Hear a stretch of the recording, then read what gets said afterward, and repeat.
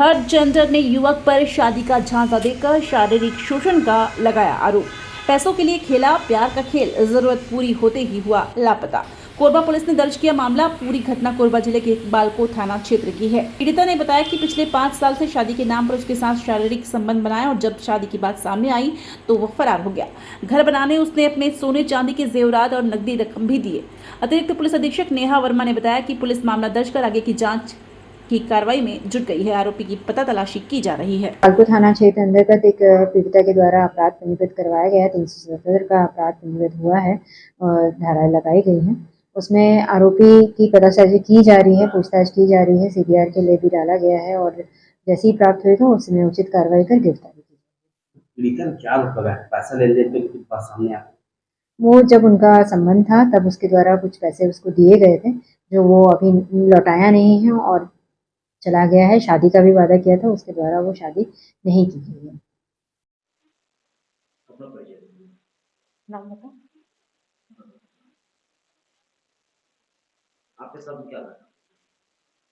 मेरे साथ में एक लड़का था, पीताम्बर बंजारे, रहने वाला ग्राम मुड़वा घाट के, जिला सारंगढ़ विलेगढ़, थाना कोसी। वहाँ के एक लड़का पीताम्बर बंजारे, पिता धन साहब बंजारे, उम्र 27 वर्ष। वो मेरे को 5 साल से रिलेशनशिप में रखा गया था, शादी करूँगा ऐसे करके झांसा देके मेरे साथ शारीरिक शोषण किए 5 साल तक के। और फिर उसके बाद मेरे से पैसा वगैरह भी लिए घर बनाने के लिए। और अभी वो 1 महीना से लापता है और मेरे से शादी करने से इनकार कर रहे हैं। मैं बालको थाना में 18 मई को केस की हूँ। अभी तक से आरोपी पकड़ाया नहीं है और उसके फैमिली वाले सब कांटेक्ट कर रहे हैं तो उसके फैमिली वाले लोग कुछ बता नहीं रहे हैं। उल्टा सीधा गाली गलौज मारपीट के धमकी दे रहे हैं, जान सहित का, उसका भाई और उसके पिताजी। बालको थाना वाले लोग बोले हैं कि आरोपी को ढूंढ रहे हैं ऐसे करके, मगर अभी तक से आरोपी को कोई पता नहीं चला है।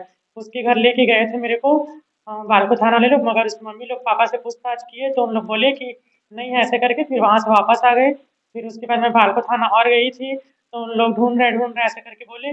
और यहाँ एडिशनल एसपी सर के पास भी गई थी, नेहा मैम के पास भी गई थी, तो उन लोग भी पता करवा रहे हैं ऐसे करके बोले, मगर अभी तक से आरोपी का कोई पता नहीं चला है।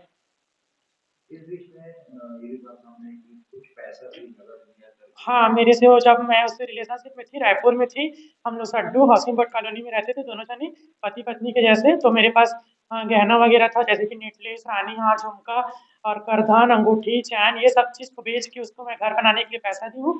और उसका घर बन चुका, कंप्लीट हो गया, तो मेरे साथ धोखाधड़ी कर रहे हैं।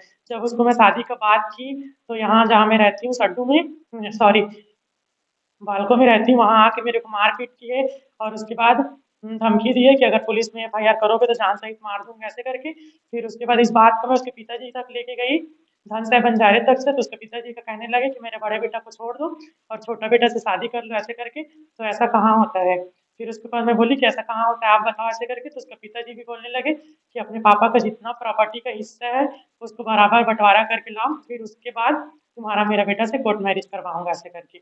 फिर उसके बाद मैं उसके घर तक भी गई थी, जो उन लोग का थाना है कोसी, वहाँ कुलदीप टीआई है, उससे भी कांटेक्ट की तो वो मना कर दिया उसके घर जाने के लिए।